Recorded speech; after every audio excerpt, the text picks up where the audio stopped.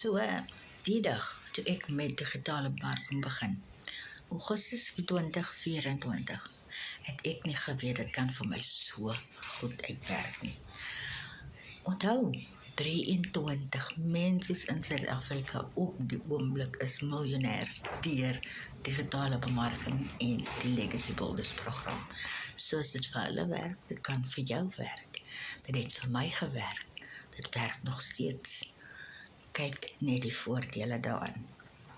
Jy kan nie verkeerd gaan nie, want jy het 'n gemeenskap wat altyd jy op so 'n knoppie kan druk. Jy het 'n mentor wat altyd daar is, altyd vir jou rigting aanwys, altyd vir jou kan tips en triks gee.